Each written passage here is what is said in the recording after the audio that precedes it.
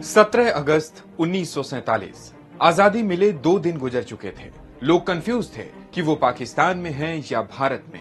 तभी दोपहर बाद विभाजन आयोग के अध्यक्ष सर सिरिल रेडक्लिफ ने भारत पाकिस्तान बॉर्डर यानी विभाजन रेखा का ऐलान किया, जिसमें सिख बहुल लाहौर जो लगभग भारत का ही था, वो रेडक्लिफ के एक ख्याल भर से पाकिस्तान की झोली में चला गया।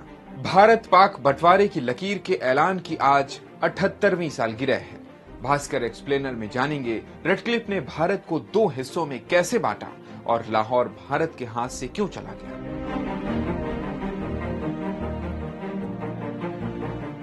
भारत के आखिरी वायसराय लॉर्ड माउंटबेटन को भारत पाकिस्तान का बंटवारा कराना था। इसके लिए उन्होंने सर सिरिल रेडक्लिफ को चुना।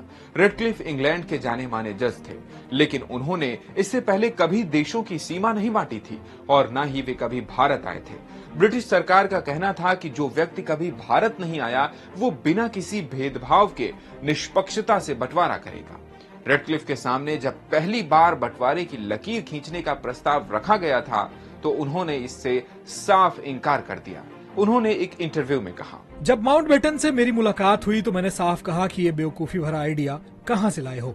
मैं नेहरू, पटेल और जिन्ना से नहीं मिल पाऊंगा। बिना नेताओं से बात किए कोई बंटवारा कैसे कर सकता है।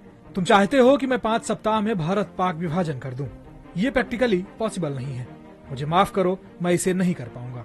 रेडक्लिफ माउंटबेटन के पुराने दोस्त थे और दबाव की वजह से आखिरकार उन्हें भारत आना पड़ा।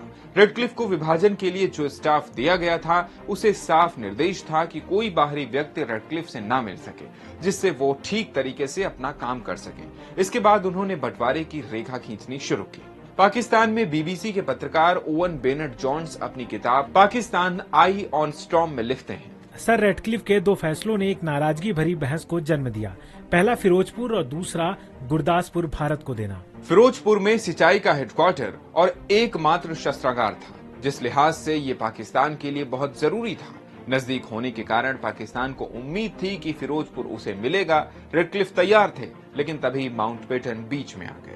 रेडक्लिफ के पर्सनल सेक्रेटरी रहे क्रिस्टोफर ब्यूमोंट ने 1989 में एक आर्टिकल में बताया, जब माउंटबेटन को पता चला कि फिरोजपुर पाकिस्तान के हिस्से में जा रहा है तो मैंने रेडक्लिफ के साथ लंच फिक्स किया और बातों ही बातों में जता दिया कि फिरोजपुर भारत के पास होना चाहिए। इस लंच के बाद रेडक्लिफ ने अपना निर्णय बदल दिया और फिरोजपुर भारत का हिस्सा बना। मुस्लिम लीग ने अमृतसर, जालंधर और बीकानेर की मांग भी की थी, लेकिन रेडक्लिफ ने इसे भारत को देने का फैसला किया। सबसे ज्यादा विवाद गुरदासपुर को भारत को दिए जाने को लेकर हुआ। दरअसल यहाँ की आधी आबादी मुस्लिम थी। इसके बाद भी रेडक्लिफ ने इसे भारत को सौंप दिया। इसकी पीछे की वजह कश्मीर था। गुरदासपुर जिला जम्मू और कश्मीर राज्य से सटा हुआ था। अगर रेडक्लिफ गुरदासपुर भारत को नहीं देते तो कभी भी भारत जम्मू कश्मीर तक नहीं जा पाता। रेडक्लिफ ने वरिष्ठ पत्रकार कुलदीप नैयर को लाहौर का किस्सा बताया था।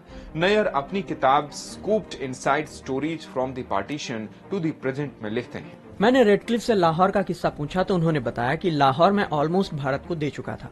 फिर मुझे एहसास हुआ कि पाकिस्तान के पास कोई बड़ा शहर नहीं है, इसलिए लाहौर मुझे पाकिस्तान को देना पड़ा। इस वीडियो में फिलहाल इतना ही। ऐसी ही और भी वीडियोस के लिए जुड़े रहें दैनिक भास्कर ऐप के साथ।